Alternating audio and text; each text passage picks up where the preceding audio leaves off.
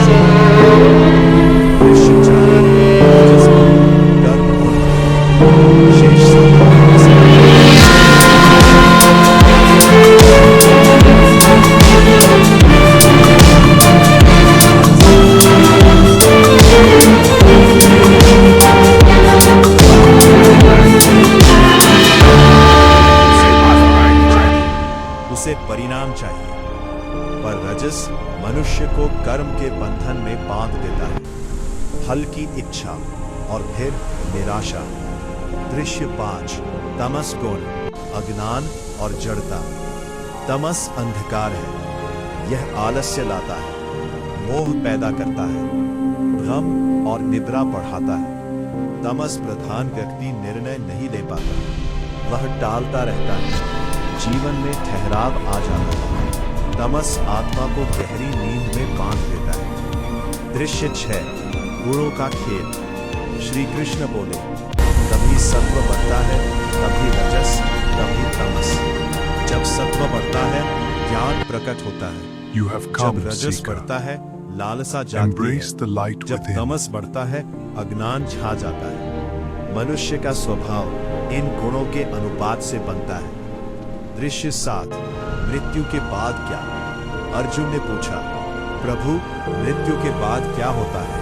बोले, 3। सत्व प्रधान व्यक्ति उच्च लोकों को जाता है। रजस प्रधान व्यक्ति कर्म प्रधान जन्म पाता है। तमस प्रधान व्यक्ति अज्ञानमय योनियों में जाता है। 3। इसीलिए गुणों का संतुलन ही भविष्य तय करता है। HR 1। दृश्य 8। गुणातीत कैसे बने। अब अर्जुन का सबसे महत्वपूर्ण प्रश्न है, हे प्रभु, जो इन तीनों गुणों से ऊपर उठ जाता है, वह कैसा होता है। कि श्री कृष्ण बोले, जो सुख दुख में समान रहे, सम्मान अपमान में स्थिर रहे, मित्र शत्रु में भेद न करे, जो समझ ले कि गुण ही गुणों में कार्य करते हैं, वही गुणातीत है। HR अंतिम संदेश। श्री कृष्ण बोले, जो मुझे भक्ति से जानता है, वह इन तीनों गुणों से परे चला जाता है। भक्ति ही वह नाव है जो गुणों के समुद्र को पार करा देती है। अर्जुन के हृदय में अब एक नई स्थिरता थी। उसे समझ आ गया, मैं गुणों का खेल नहीं हूं, मैं उनसे परे आत्मा हूं। HR अध्याय 14 का सार। एक लाइन B सत्व प्रकाश, दूसरी लाइन B रजस क्रिया और शरीर, इच्छा, तमस नहीं, अज्ञान। तीनों आत्मा को बांधते हैं। भक्ति और संभाव से। अध्याय 15। You पुरुषोत्तम have योग। come, seeker. दृश्य 1। Embrace the रहस्यमयी light वृक्ष का within. दर्शन। कुरुक्षेत्र की भूमि पर एक दिव्य क्षण था। अर्जुन शांत था, पर उसके भीतर अब भी सत्य की खोज चल रही थी। रथ पर विराजमान योगेश्वर श्री कृष्ण अब उसे एक अद्भुत दृश्य समझाने वाले थे। श्री कृष्ण बोले, हे अर्जुन, इस संसार को एक विशाल अश्वत्थ वृक्ष समझो, पर यह कोई साधारण वृक्ष नहीं था, ये उल्टा था। उसकी जड़ ऊपर थी और शाखाएं नीचे फैली हुई थी। ऊपर की जड़ परमात्मा, नीचे की शाखाएं संसार। उसकी पत्तियां देह, उसकी टहनियां कर्म, उसके फल सुख और दुख। मनुष्य इस वृक्ष की शाखाओं में उलझा रहता है। इच्छाएं उसकी लगाए, जितना वह पकड़ता है उतना ही उलझाता जाता है। दृश्य 3। वैराग्य की तलवार। अर्जुन ने पूछा, प्रभु, इस वृक्ष से मुक्त कैसे हो। श्री कृष्ण बोले, वैराग्य की तलवार से। आसक्ति को काट दो, अहंकार को काट दो, मेरा और तेरा को काट दो। अब तुम उस जड़ को खोज पाओगे जहां से ये वृक्ष उत्पन्न हुआ है। दृश्य 4। परम धाम। श्री कृष्ण ने कहा, जिस स्थान को सूर्य प्रकाशित नहीं करता, जिसे अग्नि प्रकाशित नहीं करती, वह मेरा परम धाम है। वहां पहुंचकर जीव कभी वापस नहीं आता, वह शाश्वत शांति का स्थान है। दृश्य 5। You जीवात्मा have का come, रहस्य। seeker. श्री कृष्ण बोले, Embrace hey the Arjun, light within. जीवात्मा मेरा ही अंश है। वह शरीर बदलता है जैसे मनुष्य वस्त्र बदलता है। जब आत्मा एक शरीर छोड़ती है तो अपने साथ मन और इंद्रियों को लेकर दूसरे शरीर में प्रवेश करती है। मूर्ख इसे नहीं देख पाते, पर ज्ञानी इसे पहचान लेते हैं। दृश्य 6। क्षर, अक्षर और पुरुषोत्तम। अब श्री कृष्ण ने 3 अवस्थाएं समझाई। 1। क्षर, नश्वर शरीर। 2। अक्षर, अविनाशी आत्मा। तीन, पुरुषोत्तम, जो दोनों से परे है, वही पुरुषोत्तम परमेश्वर है। वह सबका आधार है, वह सबका स्वामी है। दृश्य 7, अंतिम उद्घोष। बोले, जो मुझे पुरुषोत्तम रूप में जानता है, वह सब जान लेता है, उसके लिए कुछ भी शेष नहीं रहा। अर्जुन की आंखों में तेज था, उसे समझ आया, मैं शाखा नहीं हूं, मैं उस जड़ की ओर बढ़ने वाला यात्री हूं। अध्याय 15 का सार। संसार उल्टा अश्वत्थ वृक्ष, जड़ उत्तर परमात्मा, शाखाएं कर्म और संसार, वैराग्य मुक्ति का साधन, पुरुषोत्तम परम सत्य। अध्याय 16, दैवासुर संपत्ति विभाजन योग। दृश्य 1, युद्ध से पहले अंतिम चेतावनी। कुरुक्षेत्र की हवा गंभीर थी। अर्जुन अब ज्ञान के अनेक रहस्य सुन चुका था। रथ पर खड़े योगेश्वर श्री कृष्ण अब उसे मनुष्य के स्वभाव का सबसे महत्वपूर्ण भेद बताने वाले थे। श्री कृष्ण बोले, You have come, hey Seeker. Arjun, संसार में दो Embrace प्रकार the की light संपदाएं within. होती हैं, दैवी और आसुरी। दृश्य 2, दैवी संपदा, प्रकाश का मार्ग। दैवी गुण वे हैं जो आत्मा को ऊपर उठाते हैं। श्री कृष्ण ने कहा, निर्भयता, हृदय की शुद्धता, ज्ञान में स्थिरता, दान, संयम, यज्ञ, स्वाध्याय, तप, अहिंसा, सत्य, क्रोध पर नियंत्रण, त्याग, शांति, करुणा, लोभ का अभाव, मृदुता, लज्जा, धैर्य, ये सब दैवी संपदा है। जिसके भीतर ये गुण होते हैं, वह मोक्ष के मार्ग पर चलता है।